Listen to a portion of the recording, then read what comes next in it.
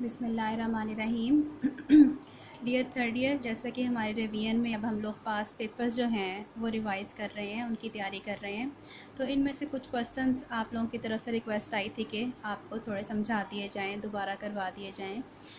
तो वो अब से हम ज़रा स्टार्ट कर रहे हैं। तो आज जो पहला क्वेश्चन है वो ये था, आपके प्रोबेबिलिटी वाले सेक्शन में से, सेक्शन 2 में से है, और है ये आपके प्रोबेबिलिटी वाले चैप्टर में से, चैप्टर नंबर 6 में से। क्वेश्चन है कि 4 items are taken at random from a box of 12 items and inspected. The box is rejected if more than one item is found to be faulty. If there are three faulty items in the box, find the probability that the box is accepted.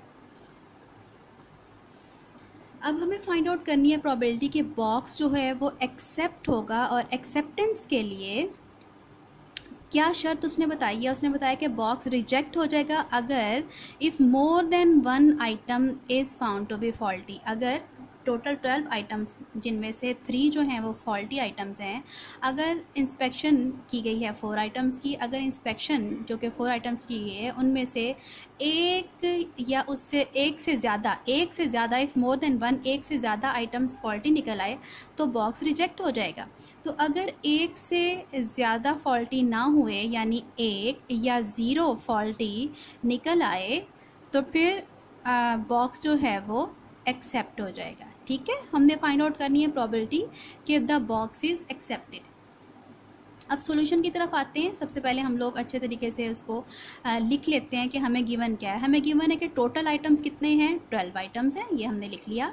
उसमें से faulty कितने हैं, there are 3 faulty items, 3 जो हैं वो faulty हैं, तो automatically 9 जो है वो हमारे पास नॉन फॉल्टी आइटम्स हो जाएंगे। ये 2 म्यूचुअली एक्सक्लूसिव कैटेगरीज बन जाएंगी।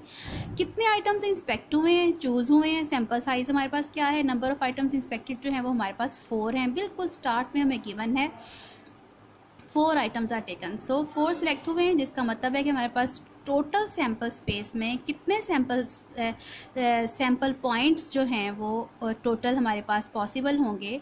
तो वो क्योंकि 4 सिलेक्ट हुए हैं आउट ऑफ 12, हम लोग कॉम्बिनेशन रूल यूज़ करेंगे, और 12 कॉम्बिनेशन 4 हमारे पास, जिससे हमारे पास आ जाएगा ओवरऑल सैम्पल पॉइंट्स। ठीक है, इसको करेंगे तो आपके पास आंसर आ जाएगा।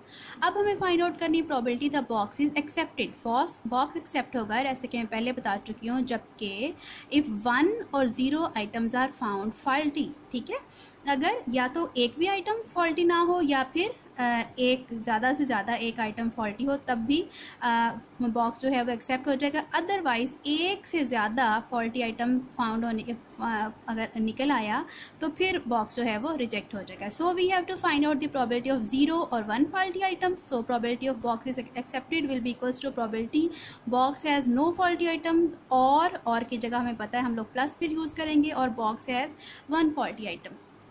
तो this will be equals to हमारे पास 3 कॉम्बिनेशन 0 और 0 फॉल्टी आइटम के लिए हमारे पास क्या आ जाएगा, 3 में से 0 और 9 सारे के सारे जो है वो नॉन फॉल्टी आइटम्स में से 4 आएंगे।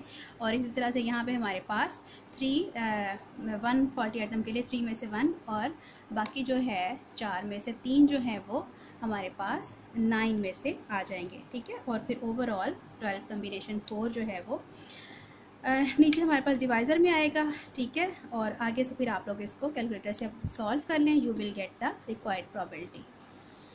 इसी तरह से हमारे पास इसका एक और पार्ट है, सी पार्ट था इसी क्वेश्चन का पास पेपर्स में से।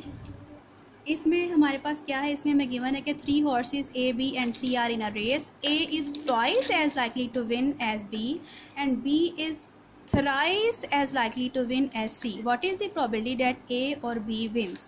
So हमें फाइंड आउट करनी है प्रोबेबिलिटी ऑफ A और B wins. That will be equals to probability of A, और की जगह प्लस आ जाएगा, प्लस प्रोबेबिलिटी ऑफ B।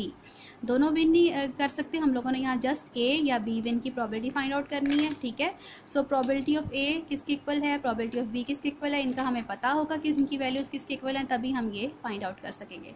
हमें जो इन्फॉर्मेशन, जो कंडीशंस गिवन हैं उसके अकॉर्डिंग हम लोग देखते हैं कि हम लोग एज्यूम कर लेते हैं कि प्रोबेबिलिटी C जो है वो प्रोबेबिलिटी ऑफ C को हम लेट कर लेते हैं P के इक्वल है। ठीक है, ताकि लिखने में आसानी हो।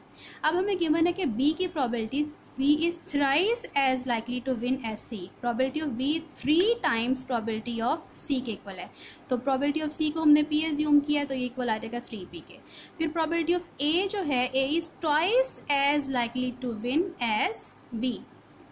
तो प्रोबेबिलिटी ऑफ ए जो है वो 2 टाइम्स प्रोबेबिलिटी ऑफ बी के इक्वल है, प्रोबेबिलिटी ऑफ बी 3p के इक्वल है। So probability of A will be equals to 2 into 3p will be equals to 6p। So total probability हमें पता है, mutually exclusive and exhaustive events हैं, इनके लिए हमारे पास टोटल प्रोबेबिलिटी जो है वो हमें पता है 1 के इक्वल होती है। So probability of A plus probability of B plus probability of C will be equals to 1। इन तीनों को सम किया है, हमारे पास किसके इक्वल आ गया 1 के। ये 10p आ गया, 10p equals to 1, p will be equals to 1/10। So probability of C will be equals to 1/10, probability of B will be equals to 3/10, probability of A will be equals to 6/10। और ये जो हमें find out करनी है probability of A और B wins, ये हमारे पास क्या आ जाएगी 6/10 प्लस 3/10 B की और A की और B की probability which will be equals to 9/10। तो इस तरह से क्वेश्चन आप लोगों का सॉल्व होगा।